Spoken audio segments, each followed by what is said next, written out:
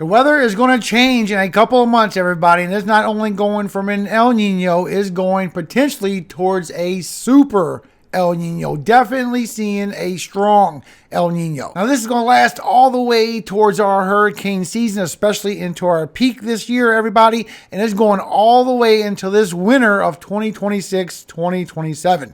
So I'm going to show you what you can expect from an El Nino weather pattern, and especially a super El Nino. Now, this ENSO report was put out on April 6th, just a few days ago, but as far as the intensity of our El Nino versus our neutral weather pattern we're going into, it has been updated for today. Now, I have this link in the description as well as another link from CSU hurricane season so you can see exactly what to expect, everybody. This is the information that was put out in the middle of March, showing that we're going into that El Nino weather pattern as we go through June, July, and August. For those that don't know, these initials down here are the 3 months. So the JJA, June, July, August. Then you have July, August, September, October, and so on, all the way towards October, November, and December, where we're going into a strong El Nino weather pattern. Now, this one was put out in the middle of March, going all the way up towards that 80 percentile. Now, this one was just put out today a couple of hours ago, showing it's going all the way up towards that 90 to 95 percentile. So that's going to be stronger impacts of El Nino. So we're already seeing stronger and intense impacts compared to what the last outlook was in the middle of March. Now look at this. This one was done on April 5th, just a few days ago, everybody, showing the chances for a El Nino, of course. Now this is what you're looking at here. This is your Celsius degrees on the left side. So when you're going from a 0.5 towards a 0.9, that's a weak El Nino. When you go from a 1.0 to a 1.5, which you can see is right above our average of the latest outlook, that's going towards a moderate El Nino. Then when you go from the 1.5 towards that 2, that's going towards a strong El Nino. And when you go 2 or more, that's where you get in that super El Nino impacts.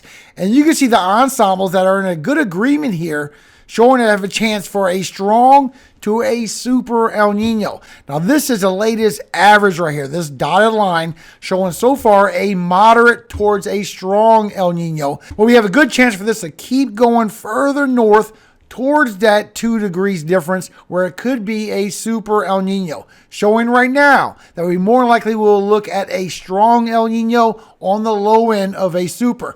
But either way, from a strong El Nino towards a super El Nino, it's just more intense of the impacts. It's not going to change anything else. But this will impact worldwide, all the way into Asia, all the way towards the UK, everybody. Matter of fact, Asia usually gets above average precipitation, and it hinders a lot of the growth of their rice. So our rice, our maize, and our corn crops tend to go down during a strong El Nino, especially as we go in towards potentially a super one. It's going to be even more impacts, a lot of flooding going on in Asia. But our soybeans love the precipitation, and those yields are very high. Now, this also brings severe droughts towards Indonesia, Philippines, and Thailand, while at the same time for the U.S. and South America, it brings a lot of flooding for the southern U.S. as it brings more storms and stronger severe weather patterns. Overall weather pattern, you're looking at cooler and wetter in the southern U.S. all the way from the southwest all the way towards the southeast, and you're looking at drier and warmer than normal all the way from the central to the northern U.S. Plus, this is going all the way towards our next winter, everybody. So when you have a strong El Nino, you're getting stronger impacts. So we're looking like a lot of below average precipitation, drier than normal and warmer than normal in the north for next winter season, everybody. And along the south, we're going to have the jet stream kicking in all the way from the southwest, coming in all the way out through the southeast, bringing more severe weather and more flooding. Now, this will help out with our drought. That is a good hinder to El Nino, but also it brings cooler conditions to where it's a little bit cooler in your summers. But this does not stop a freak heat wave from coming through. And you can see where we at on our drought monitor right now, everybody. All this red is extreme drought, and we get towards that Maroon color, that's going towards exceptional. So look at all the red that's in extreme drought plus all the exceptional drought. And don't forget, everybody that's still in moderate or severe, there is drought covering a lot of the U.S. But when you go into an El Nino, particularly a strong El Nino weather pattern, the southern U.S. tends to help out with their drought. Thank God. At the same time, it will raise your severe weather chances and more storms coming along for the southern U.S. Plus the impacts that it has on our hurricane season. So as we go through an El Nino season, we typically have warmer and wetter impacts over here into the Pacific. All our storms form into the Pacific. We get a lot of the warmer temperatures there. But this also creates more shear as this goes eastward into the Caribbean, into the Atlantic, where usually you have less activity. Now, I say usually, because when we're in an El Nino weather pattern, we need to watch out for close formation over here along the East Coast and into the Gulf. Also, whatever comes through Central America into the Pacific, we need to watch for the jet stream, these troughs pulling these storms northern, maybe bringing more chances towards storms, maybe even another tropical storm hitting towards California or the Southwest. But this is where your severe weather kicks in as well, because that jet stream just picks all that up and carries that back across, helping with your drought, but bringing more flooding and bringing more severe weather. So that's the cycle. Now, during El Nino hurricane season, a lot of people will tell you there's no chances for any kind of activity out here into the Caribbean or the Atlantic. There's a few things that could change that, everybody, because if you have warmer waters, above average temperatures in the Caribbean or the Atlantic, this could help combat some of the shear and give space for these storms actually to strengthen and breathe a little bit. But they would only get so strong because of the way strong winds up aloft. But still, they could form. And something close towards home is where we've seen it before. Matter of fact, one amongst many hurricanes that we've seen during El Nino was Hurricane Michael. Strengthened up right by the Yucatan, by the Western Caribbean, and just went right into our Gulf, everybody. I don't need to tell you the impacts. You already know there's many others just like this. So just because it's El Nino, don't mean it's going to be a dead hurricane season. Because remember, it only takes just one to change so many lives. Now, Colorado State University has put out their hurricane forecast for today and what we can expect for the 2026 hurricane season. Now, comparing this to historically averaged numbers from 1991 all the way towards 2020, named storms is a little bit less than average. Named storm days is 55, way less than average. The amount of hurricanes is less than average. And this is all because of the El Nino, everybody. Hurricane days, instead of 27, we're going down to possibly 20.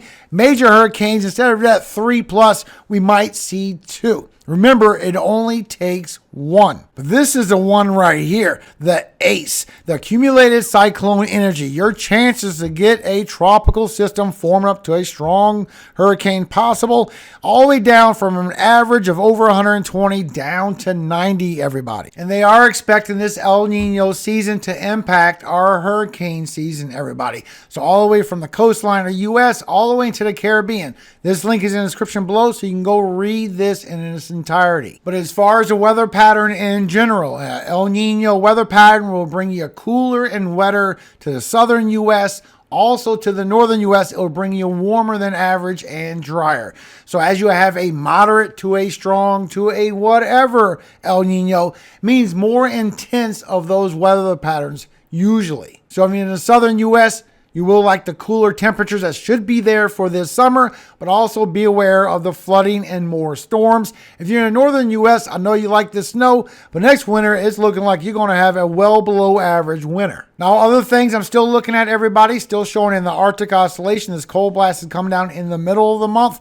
Could still come down at the end of the month, very beginning of May, before it finally goes away. And just to make sure I'm well-rounded, you can see here with all the weather models showing that dip of cold air coming through all the way from the 13th all the way towards the 16th and showing potentially coming through again later on. Plus, we still have the severe weather coming from Sunday into Monday, Tuesday, and Wednesday. Still not seeing that upgrade yet for Monday or Tuesday, everybody. But you can see here from the severe probability, a good chance for an upgrade to come out for Monday and still growing for Tuesday and Wednesday as well. But still showing as we go Sunday into Monday, there's going to be a big area right into the central United States where they're going to be a cap, everybody. Now, for those that don't know, a cap is when you have warmer temperatures aloft, stopping these storms from getting any taller or any stronger. So it just caps your ceiling so you can't do anything. It's like having dust in the Caribbean and the tropics to where you can't grow any hurricanes because it's put in like a cap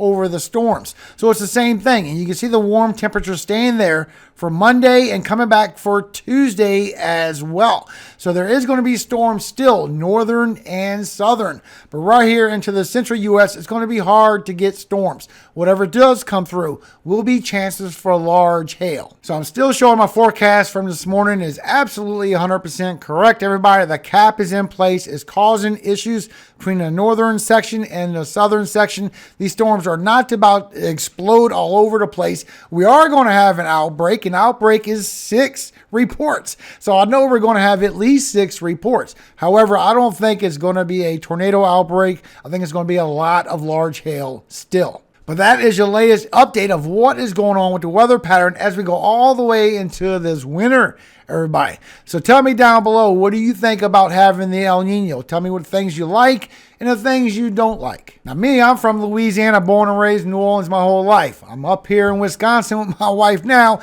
and we could use a little break from the snow, so I'm kind of okay with it. But before you go, a quick word from our Father, everybody. Matthew 5:16.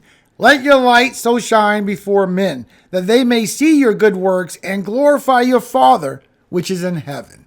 Amen. Remember, everybody, come out amongst them and be different. Have your own opinion. Grow a little backbone. Don't just follow along with what everybody else is doing. Do the right thing. Be truthful and be a good person. Amen. Above all things, all glory goes to God, our Father in heaven, Yahweh. And I always hope he keeps you safe every single day of your life. And forever. Amen. Hallelujah. Amen. Have a great day, everybody. And remember, always help others.